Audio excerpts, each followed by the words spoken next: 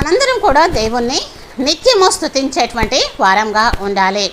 స్తుతి అనేది మన స్థితిని, మన పరిస్థితిని మారుస్తుంది. స్తుతి అనేది ఎవరు చెల్లించాలి అనేది మనము కీర్తనలు 48వ అధ్యాయం ద్వారా తెలుసుకుందాము. స్తుతి అనేది ఎవరు చెల్లించాలంటే యెహోవాను స్తుతించుడి, ఆకాశములారా యెహోవాను స్తుతించుడి, ఉన్నత స్థలముల నివాసులారా యెహోవాను స్తుతించుడి, ఆయన దూతలారా యెహోవాను మీరందరూ కూడా ఆయనను స్తుతించుడి, ఆయన సైన్యములారా మీరందరూ ఆయనను స్తుతించుడి అని వాక్యము సెలవిస్తుంది.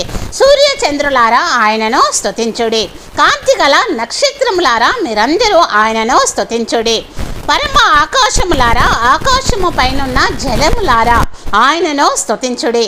యెహోవా ఆజ్ఞయేగా అవి పుట్టెను, అవి యెహోవా నామమును స్తుతించును గాక అని వాక్యము సెలవిస్తుంది.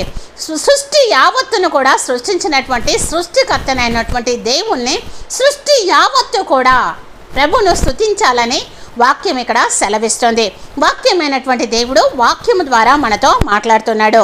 అదేవిధంగా భూమి మీద ఉన్న మకరములారా అగాధ జలములారా యెహోవాను స్తుతించుడి, అగ్ని వడగండ్లారా హిమమా ఆవిరి ఆయన ఆజ్ఞను నెరవేర్చు తుఫాను, పర్వతములారా సమస్తమైన గుట్టలారా ఫల వృక్షములారా సమస్తమైన దేవదారు వృక్షము లారా, మృగములారా పశువులారా నేలను పాకు జీవులారా రెక్కలతో ఎగురు పక్షులారా, భూరాజులారా సమస్త ప్రజలారా భూమి మీదున్న అధిపతులారా సమస్త న్యాయాధిపతులారా యెహోవాను స్తుతించుడి అని దేవుని యొక్క వాక్యము సెలవిస్తుంది.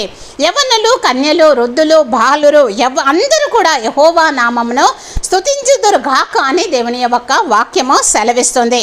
ఆయన నామము మహోన్నతమైన నామము అని, ఆయన ప్రభావము భూమి ఆకాశములకు పైగా ఉన్నదని, అదేవిధంగా ఆయన తన ప్రజలకు ఒక శృంగమును హెచ్చించి ఉన్నాడని, అది ఆయన భక్తులందరికీ కూడా ఆయన చెంత చేరిన జనులకు ఇశ్రాయేలీయులకు ప్రఖ్యాతికరంగా ఉన్నది అని దేవుణ్ణి స్తుతించుడని వాక్యము సెలవిస్తుంది.